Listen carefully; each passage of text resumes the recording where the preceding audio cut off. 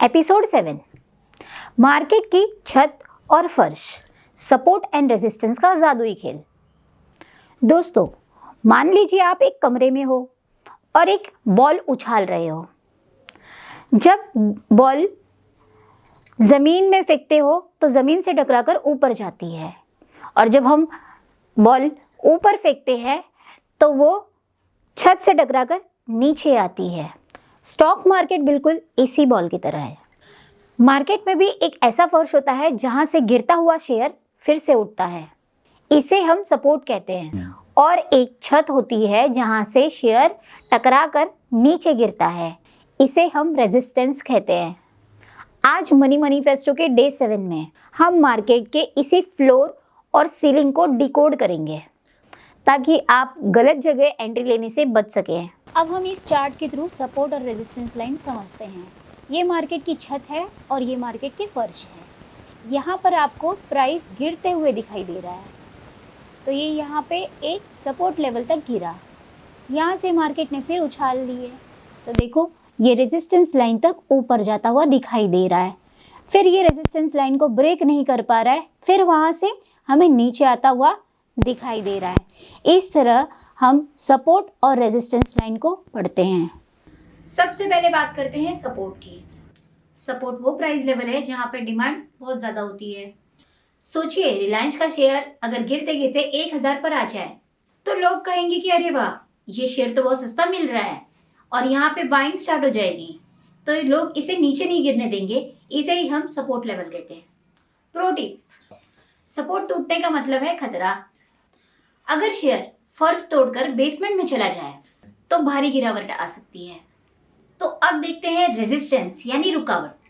ये वो लेवल है जहाँ पे सप्लाई ज़्यादा होती है। जब शेयर का दाम बढ़ते बढ़ते बहुत महंगा हो जाता है तो लोग प्रॉफिट बुकिंग स्टार्ट कर देते हैं और शेयर्स सेल करना शुरू कर देते हैं। बेचने वालों का दबाव उस शेयर की छत को तोड़ने नहीं देता, इसे रेजिस्टेंस जोन कहते हैं।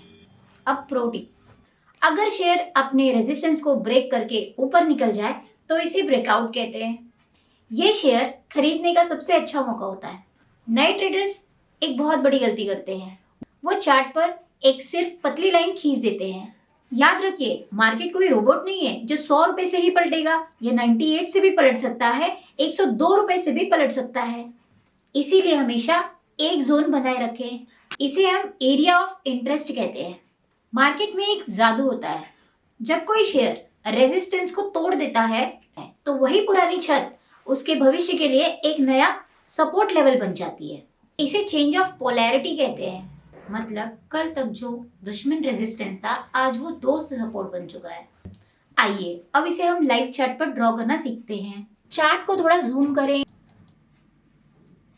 ठीक है। वो पॉइंट ढूंढे जहां से प्राइस कम से कम 2 या 3 बार पलटा हो।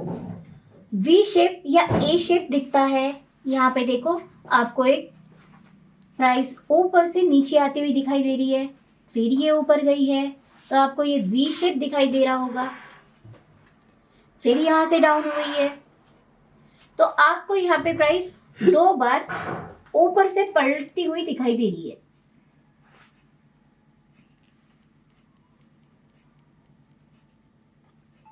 इन पॉइंट्स को मिलाते हुए एक रेक्टेंगल खींचे। तो इन पॉइंट्स को मिला के हम एक रेक्टेंगल यहां से लेंगे, तो आपको बगल में एक ब्रश का सिंबल दिखता है।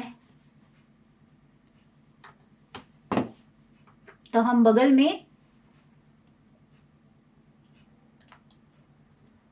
ब्रश के सिंबल में नीचे रेक्टेंगल ले रहे हैं और इसे रेक्टेंगल के थ्रू ड्रॉ करके दिखा रहे हैं। ये आपका एक सपोर्ट एंड रेजिस्टेंस का जोन है। बस आपका जाल बिछ गया है। जैसे ही प्राइस इसमें आएगा आप इसमें ट्रेड कर सकते हो। तो दोस्तों, आज आपने मार्केट का नक्शा बनाना सीख लिया। बिना सपोर्ट रेजिस्टेंस के ट्रेडिंग करना बिना ब्रेक वाली गाड़ी के चलाने जैसा है। आज का होमवर्क, अपने पसंदीदा 3 शेयर का चार्ट खोलें और उसमें support and resistance line draw करें। क्या प्राइस वहाँ से पलट रहा है? कमेंट में बताएं डन, अगर आपने होमवर्क कर लिया है तो। Thank you.